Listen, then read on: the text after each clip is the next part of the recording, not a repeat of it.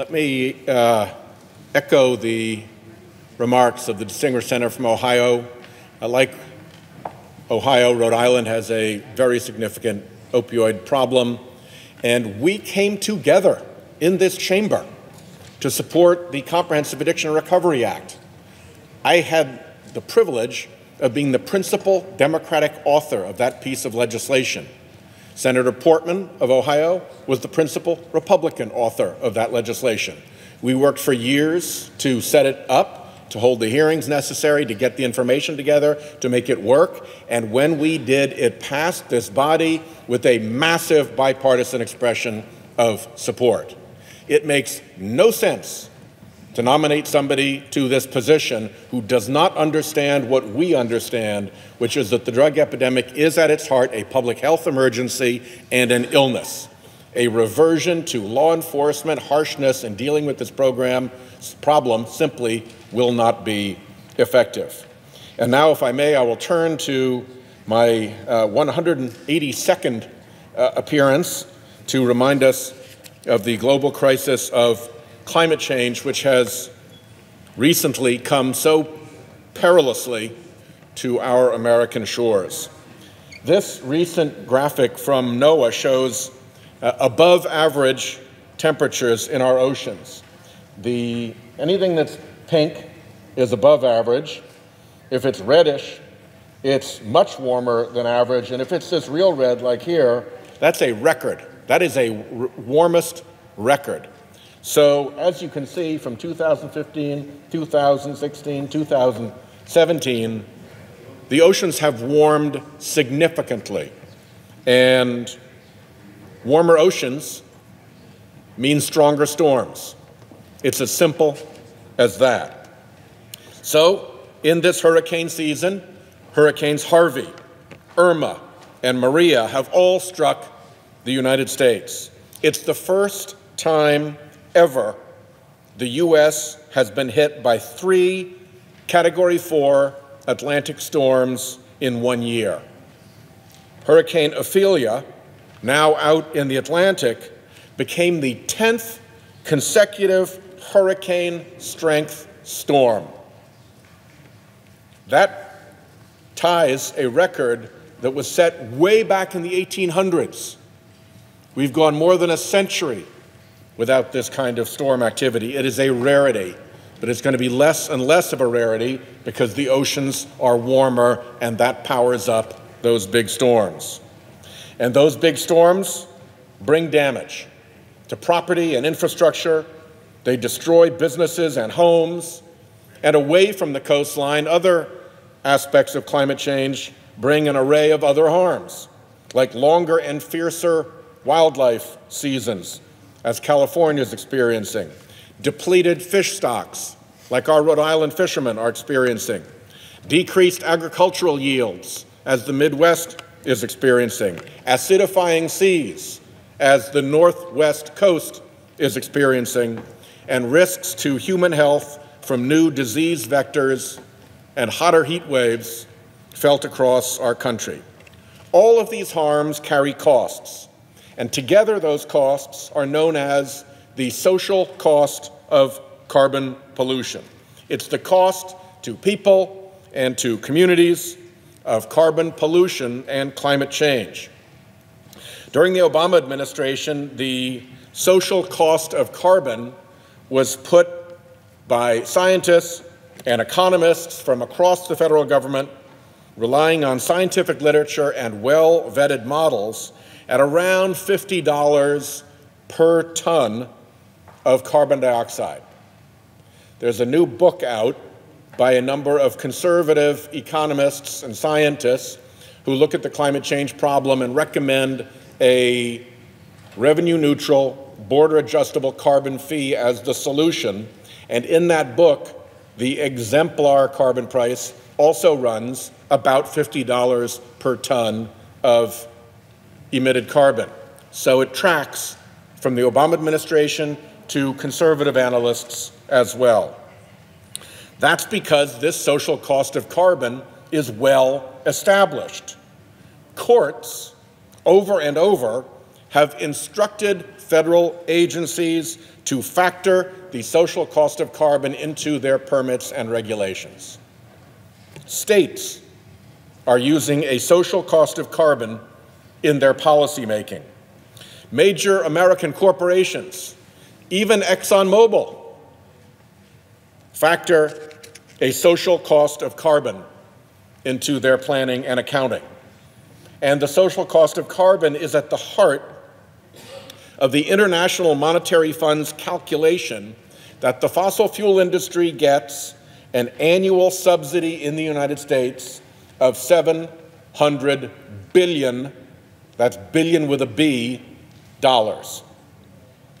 Now, and the point of this particular speech, a new calculation has emerged, not just of the harm of carbon pollution, but a calculation of how individual fossil fuel companies have contributed to that harm. This wasn't just some op-ed, nor was it the phony hack science the fossil fuel industry cranks out to propagate climate denial on the talk show circuit. This is a peer-reviewed study published in the scientific journal Climatic Change. The study tells us that major fossil fuel producers are responsible for as much as half of the recorded global surface temperature increase. Then it dives down into the data for individual companies and demonstrates a method for attributing the real observable effects of climate change to the likes of Chevron, ExxonMobil, ConocoPhillips, Peabody Coal, Arch Coal, and Devon Energy, among about 50 investor-owned carbon-producing companies. The history here is telling. More than half of all emissions traced to carbon producers from 1880 to 2010, across a span of 130 years, were produced after 1986, just in the last 24 years, when the climate risks of fossil fuel combustion were well established. Those were the years when we knew. Many of these companies knew the harm of their fossil fuel products, and yet they carried out a decades-long campaign to deceive the public about the risk of fossil fuel energy production and to bring influence to bear on this institution. These companies knew that their product posed a threat to the global environment. They could have taken steps to reduce emissions. They could have invested in new technologies, in emissions reduction technologies, in renewable energy. They could have communicated honestly with their shareholders and with the public. They chose not to. They chose not to. An infamous decision that kept carbon pollution dumping into the atmosphere, where it will affect the chemistry, the physics, and the biology of our planet for centuries to come. This is this generation's sad and sordid legacy. Now this study shows that we can trace those harms back to individual companies, to their boards of directors, and to their managers. We can use the emissions data from this study, and using those established social cost of carbon estimates, we can estimate individual corporate accountability. This is new. Using the study's emissions data and the social cost of carbon, we can calculate, for instance, the carbon pollution cost for which ExxonMobil is accountable. If you do this for 2010 just that 1 year's worth, the cost to the rest of us was over $22 billion. For Chevron for 2010, it's $14.5 billion. For BP, $18.8 billion, just for the harm they caused in 2010. What about some of the major coal companies like Peabody and Arch? Pollution attributable to Peabody Coal had a cost of $17.8 billion just for 2010. Arch Coal, $11.7 billion. Devon Energy, $3 billion. Devon, you may remember, is the company whose lobbying letter to EPA Scott Pruitt put on his official Oklahoma Attorney General letterhead in the masquerade of official duty on behalf of special interests that is still his hallmark now that he's at EPA. If we add all this up, we are looking at $88 billion in attributable damages, attributable to ExxonMobil, Chevron, BP, Peabody, Arch, and Devon. $88 billion just for 2010. That is a 1-year cost we all bear for allowing these polluters to pollute our air and oceans for free, which is what we allow them to do. That's why the IMF said the subsidy was $700 billion. As nature has so powerfully shown us this year, taxpayers, communities, and local businesses, especially those in vulnerable coastal areas, bear the cost of the irresponsible choices these big polluters made. This is the cost these companies transferred to us by spending millions of dollars deceiving the public about climate science and using millions more in political spending to block sensible limits on carbon emissions. Spend millions to dodge billions, and we let them get away with it.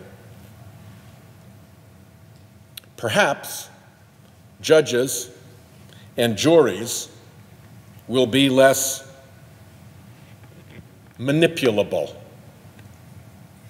After all, one of the reasons the Founding Fathers set up an independent judiciary and independent juries is that the political branches can be captured. The founders were experienced politicians. They had seen that the political branches of government can be captured by special interests, what the founders would have called factions. Just as we now are captured by this fossil fuel industry here in Congress. The average number of billion-dollar weather disasters is about 5 per year. That's the average. Any given year, about 5 over the long term. Well, here we are, and it is only October, and 2017 has already seen 15 billion-dollar weather disasters. 15 of them just this year so far. But the real multi-billion-dollar disaster is a captured Congress. We actually have a remedy right before us that ought to be, I believe, a bipartisan remedy, a carbon fee, like the one Senator Schatz and I introduced, our American Opportunity Carbon Fee Act. Virtually every Republican who has thought the climate change problem through to a solution comes to the same place. They all come to the same place. Put a price on carbon emissions, let the market work, avoid what is called the negative externality of the carbon polluters not having to pay for their harm, make the economics correct by virtually everybody's economic principles, and take the revenue that is collected from that price on carbon and return it all to the American people. A border-adjustable, revenue-neutral carbon fee. Former Republican Treasury Secretaries Baker, Schultz, and Paulson. Former Republican EPA administrators Ruckelshaus, Thomas, Riley, and Whitman. Leading Republican and conservative economists and former Republican presidential economic advisors Arthur Laffer, Gregory Mankiw, and Douglas Holtz-Eakin, among many, many others, all support a revenue-neutral, border-adjustable carbon fee. The market approach of properly pricing this pollution to eliminate that negative externality, to put the cost into the price of the product the way Economics 101 suggests it should be, to avoid giving this industry that massive, massive subsidy. That's where the Republicans who've thought this through want us to be. On my side, our answer is yes. But here in Congress, are we there yet? We just won't do it. We just won't do it. Because the shadow of the fossil fuel industry's millions of dollars in deception and political muscle power falls too darkly on this supposedly august institution. Mr. President, I yield the floor